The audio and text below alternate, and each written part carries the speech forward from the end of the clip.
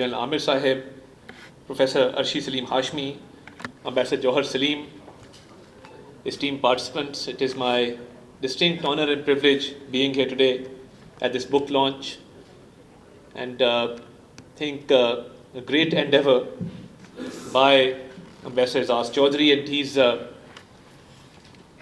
not only an esteemed diplomat, but we've seen in the recent Indo-Pak conflict, he proved to be a great spokesperson of Pakistan, a great ambassador for Pakistan, and he really helped us build a strong narrative in this Indo-Pak conflict.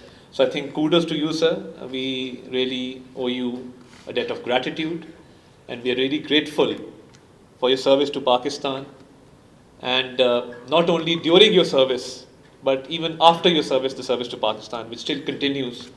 A great patriot, and my compliments on this book launch, and we really wish you all the best. With regard to the Indo-Pak relations, the past, the present, and the future, I think first of all, there has to be a realization of the two-nation theory.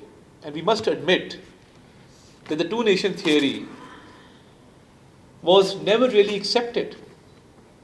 And right after the creation of Pakistan, India tried establishing its military dominance over Pakistan. Pakistan has never been the aggressor. Pakistan has always defended its frontiers. The armed forces of Pakistan have always played a great role in defending the motherland. We just celebrated our Defense Day a couple of days back, which reminds us of the time when India tried to establish its hegemony, not only over Pakistan, but in the region. And at that point in time, the whole nation came together, and our armed forces valiantly not only countered the attack of the enemy, but also defended the motherland with great valor and bravery. We've seen diplomatic efforts of the past, but these diplomatic efforts can only succeed once disputes are recognized as disputes. Kashmir being the biggest dispute between India and Pakistan, as long as the people, the indigenous people of Jammu and Kashmir continue to suffer, there can be no peace. Because not only is the two-nation theory questioned by the present government in India, but the rise of the Hindutva ideology has also made life very difficult for minorities. And the so-called claim of being one of the biggest democracies has really failed. And with every passing day, we see that they've now gone towards transnational regression, towards transnational assassinations, like the distinct case of Hardeep Singh Najjar in Canada, and in other countries for that matter. So, this so-called hegemony in the region, and I think in the recent Indo-Pak conflict,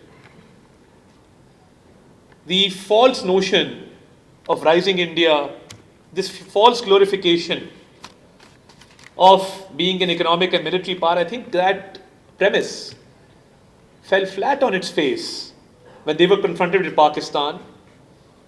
And Alhamdulillah, we not only established our military might with a response, with a befitting response, but I think our diplomatic efforts, we also displayed exemplary diplomacy, superior diplomacy. And with regard to war of the narratives, I think their arrogance got the better of them. And when we went on international fora, when we took to the international media, I think we were able to advocate our case much better than our adversaries. And there's a reason. Because the power of truth cannot be subdued. The power of truth cannot be conquered. And when we say that Pakistan has given great sacrifices in this war against terrorism, we really mean it. When one Pakistani soldier, one Pakistani officer, one Pakistani citizen, or even children for that matter, we're a country where children have laid down their lives in this war. So when one Pakistani lays down his or her life in this war against terrorism, it is to make Pakistan safe, but more importantly, to make the world a safer place. So Pakistan is like a shield, a wall between the terrorists and the rest of the world. And the false flag operation of Pahalgam had very shaky foundations. To level allegations against Pakistan of sponsoring terrorism, I think it's as absurd as it gets. How can a country which has suffered economic losses to the tune of hundreds of billions of dollars, how can a country which has laid down more than 90,000 lives sponsor terrorism when it's the biggest victim of terrorism? And as I mentioned, the transnational regression, the transnational assassinations taking place on the behest of the Indian state actually prove the point that they are trying to suppress the minorities, whereas Pakistan has always been desirous of peace. And even in this recent conflict, an unprovoked, unjustified attack by the enemy, which was given a befitting response, and that attack was on a false premise of trying to play the victim card. So when we see capture of spies like Kulbhushan Yadav, when we see cases in international courts where Pakistan, alhamdulillah, gets vindicated, our point is proven further that Pakistan wants peace, Pakistan speaks for justice, Pakistan speaks for fair play.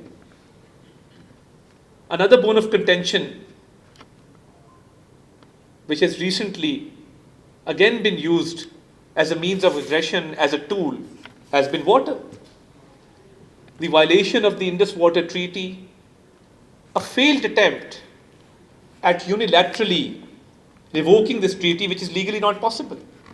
So the International Court of Arbitration, other international forums have very clearly stated that a treaty to which two parties consent cannot be unilaterally rescinded or revoked. It's as clear as that. So I think as long as there is a rise of Hindutva and the far right wing imposes policies of its own liking and does not recognize international disputes as disputes, there will always be a bone to pick. But I must also acknowledge that when we've been faced with testing times, whenever an attempt has been made to pose an existential threat, the whole nation has come together, be it the youth of our country, be it the intelligentsia, the academia, the media, politicians, civil society alike.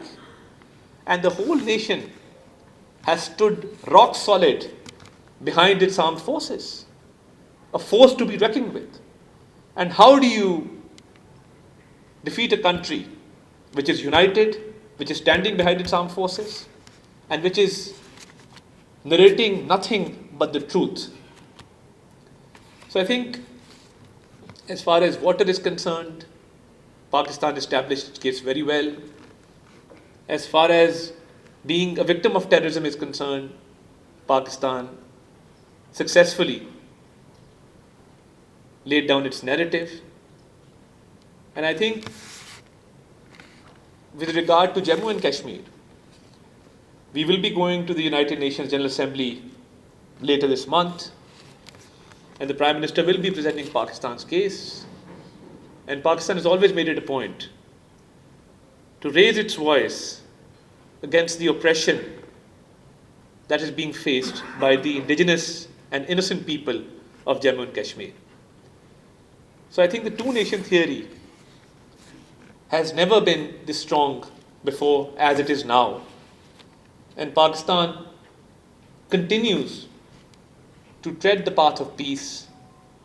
But we've established that if an enemy tries to impose its will or tries to establish its military dominance, it will, inshallah ta'ala, always miserably fail on this front, because Pakistan stands united, Pakistan stands tall, and Pakistan stands with truth and peace.